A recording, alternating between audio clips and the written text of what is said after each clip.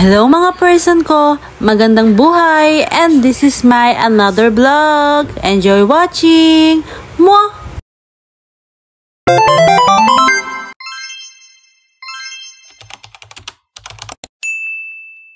Mga person ko, pauwi nga pala tayo sa Pampanga. Pagkatapos akong sunduin ng aking mahal na asawa sa trabaho ay dumiretso na nga kami dito. At nandito na nga po pala tayo sa bahay. Aalis din kami dahil makikikain tayo, makikipag-birthday tayo. Sila Austin ay hindi na nga makakasama dahil may sinat po. Baka mabinat siya.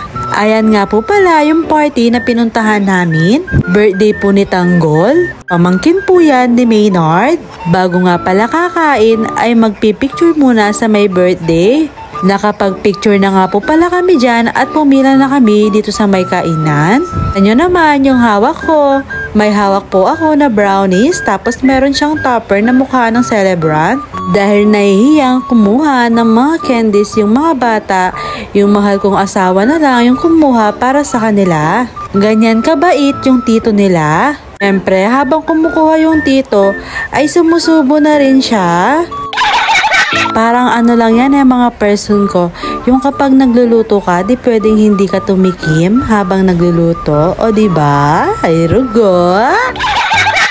Fast forward mga person ko, hindi ko na nga pala na-videohan yung kumakain kami. After nga pala namin kumain, ay nag-aya naman sila dito sa ninang at ninong namin at nag-inom sila tatay dito. At syempre kami naman ay nag-snack at nagkukwentuhan sila mama dyan.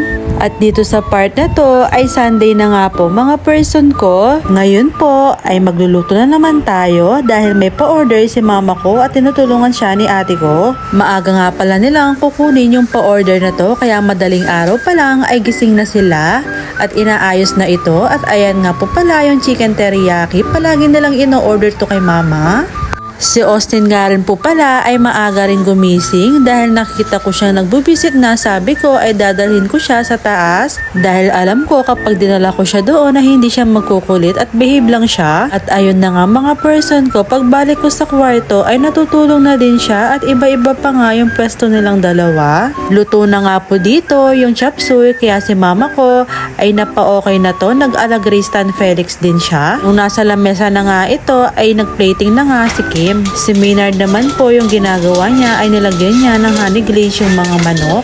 Ayan nga po pala ay buffalo wings. Yung flavor niya mga person ko ay honey glaze chicken. At nag-alagray Stan Felix din siya mga person ko. Sikat talaga yung word na yon. Papakita ko ngayon sa inyo mga person ko yung mga pa-order natin ngayon. Lumpiang ubod, chicken roll. Lagi nilang ino-order sa atin yon mga person ko kasi masarap. Bake mac po ay hindi po yan kasama sa order pero sinama na rin sa picture.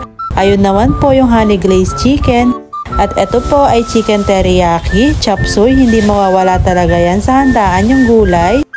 Yung tibok-tibok din mga person ko hindi rin po kasama pero sinama na rin po sa picture. At yung huli naman po ay ayun po yung carbonara.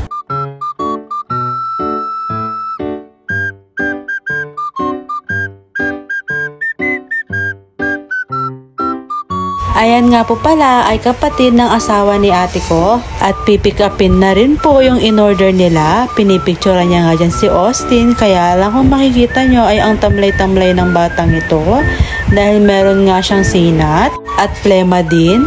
At ayan naman po yung apat na magpipinsan. Kasama nga rin po pala silang aalis dahil 60th birthday ng lola nila. Taga-Barit Candaba nga po pala sila mga person ko. Nung kinahapunan nga mga person ko dahil may tirang kare-kare sa ref ay inoven ko at dahil favorite ko rin yon. At nung time na to ay nagmerienda na rin kaming lahat dahil nagsigutom na rin kami mga person ko. Yun lang po for today's vlog. Maraming salamat. Magandang buhay!